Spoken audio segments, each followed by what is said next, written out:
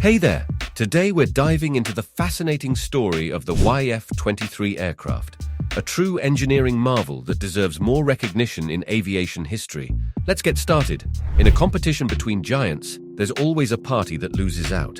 Such is the story of Northrop Corporation's F-22 aircraft, of which only 2 prototypes were made, lovingly known as the Black Widow II and Grey Ghost. Today, most people have forgotten about this phenomenal aircraft, and even those who remember it have placed it as a footnote of history, as the aircraft that lost out to the mighty Lockheed Martin's F-22, now known as the F-22 Raptor. However, the aircraft that Northrop Corporation produced was anything but forgettable. Let's delve into the past and uncover why the F-23 was a masterpiece of modern engineering. 40 years ago, the chances of a nuclear war were quite possible, with 2 superpowers involved in an invisible war.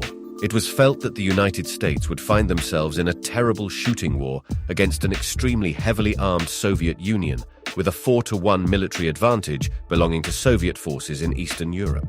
Those were legitimate concerns not only for the United States, but also their political allies in Europe. At the time, the United States and its allies were heavily dependent on the F-15 Eagle aircraft. Although a brilliant aircraft in many regards, it was getting old and had a very slim advantage against the new Soviet aircraft like the MiG-29S and the highly modernized aircraft in the Su-27 family. It was enough for the United States Air Force to realize the need for a new fighter. Thus, it took a bold step in the early 1980s to come up with the new requirements of a new air superiority fighter under a program called the Advanced Tactical Fighter (ATF) program. From the initial requirement stages, the main focus of the US Air Force was on a few features that the new aircraft would absolutely need to have. It included all-aspect stealth, meaning the ability to have a reduced radar cross-section over various flight regimes. The engine should be able to supercruise, which is flying at supersonic speeds without the use of an afterburner. The use of composite materials and new alloys in construction processes to reduce the overall weight of the aircraft. Advanced fly-by-wire systems to make the aircraft more maneuverable. And finally, the aircraft should have short takeoff and landing, STOL capabilities. After the initial years of evaluating proposals and designs, the prototyping and flight testing contract was awarded to Lockheed Martin's F-22 design and Northrop Corporation's F-23 design in 1986. Northrop Corporation has always had a history of building high-performance aircraft. Its founder, Jack Northrop, was the first aviation designer to pioneer the flying wing concept, which led to the eventual development of the B-2 stealth bomber, currently the primary long-range stealth bomber of the United States Air Force. Following the same legacy, the designers at Northrop partnered with McDonnell Douglas to design the F-23, which many still consider to be more technologically advanced than its competitor.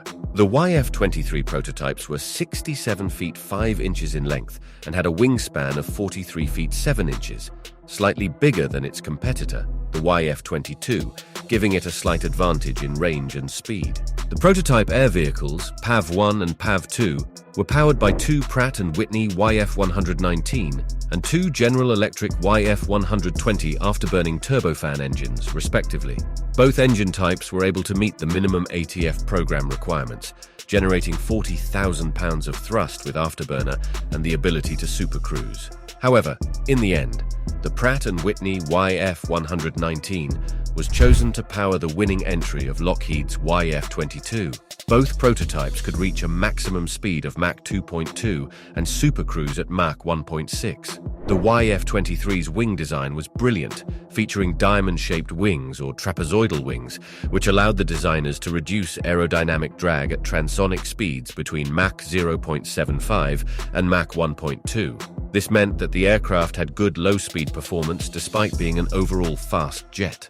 The trapezoidal wing setup also offered advantages for high-speed flight, with substantially lower drag at supersonic speeds than other configurations. The wing's tapered layout also reduced structural stresses, allowing it to be made thin, using less material during construction and keeping the overall weight of the aircraft low.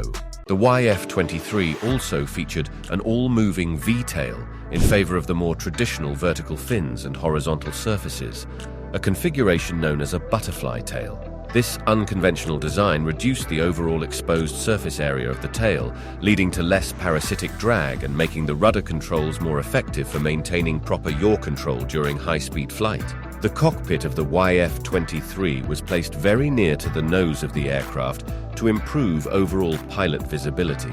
The aircraft had a conventional tricycle undercarriage layout with the internal weapons bay placed on the underside of the fuselage between the nose and the main landing gears. This meant that the aircraft would carry all its weapons inside, not on wing hardpoints, to maintain its stealth characteristics. The YF-23 prototypes were powered by two different engine manufacturers, Pratt & Whitney's YF-119 and General Electric's YF-120, which were in their competition to produce the best-in-class Super Cruise-capable engine. Both engines produced approximately 70,000 pounds of thrust combined, a significant increase in engine performance compared to the F-15 Eagle, whose two Pratt & Whitney F-100 engines could only produce around 40,000 pounds of thrust in the afterburner setting. This increase in engine performance marked a major technological breakthrough for the ATF program, leading to the creation of the first supercruising jet fighters globally. One of the major challenges for ATF program designers was to provide stable airflow to high-performance engines on an airframe that was hard to spot on radar. The issue had to do with airflow boundary layer, where air around the aircraft's fuselage could flow at different velocities and directions compared to the air that's offset from the aircraft's surface. Mixing these two streams of air could lead to large drops in engine efficiency during certain regimes of flight, especially at supersonic speeds. To address this issue, the YF-23 featured an innovative solution called the Boundary Layer Control System. This system involved gauzing panels ahead of where the fuselage met the leading edge of the air inlet, which sucked up the boundary layer air and vented it out through small doors on the YF-23's upper surface, maintaining a steady stream of air to the engine compressors even at supersonic speeds. The YF-23's armament system was based mainly around air-to-air missiles and air-to-ground bombs. Since all weapons had to be carried inside the internal weapons bay to maintain stealth, the overall payload capacity was not as extensive compared to other conventional fighters. However, the YF-23 could carry the standard AIM-9 Sidewinder for close air-to-air fire, and also the AIM-120 AMRAAM or the AIM-7 Sparrow for medium to beyond visual range targets. The aircraft also featured an M61 Vulcan cannon, which could fire 20mm rounds at a very high rate of fire, around 6,000 rounds per minute. It had the capability to carry up to two 1,000-pound or four 500-pound air-to-ground bombs. After 4 grueling years of testing and evaluations, the YF-22 was selected as the winner over the YF-23, a decision that remains a subject of debate among aviation enthusiasts. The designers of the two YF-23 prototypes have always remained firm in their belief that their aircraft was superior and more technologically advanced. However, various political forces and lobbying swayed the decision in favor of Lockheed's YF-22, which is still currently in service as the F-22 Raptor. On the other hand, the two YF-23 prototypes, PAV-1 and PAV-2, were donated to air museums and are never to be flown again.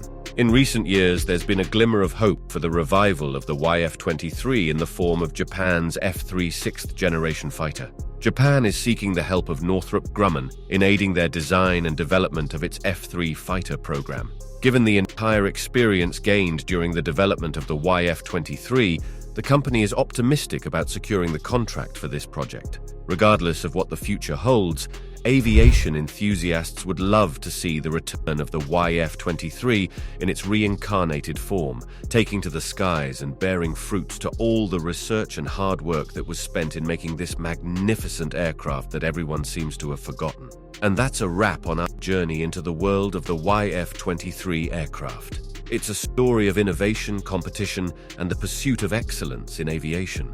If you enjoyed this adventure through history, stay tuned for more exciting explorations. Don't forget to like, subscribe, and hit that notification bell to join us on our next thrilling ride through knowledge. Until then, keep soaring high, and we'll catch you in the next chapter of discovery.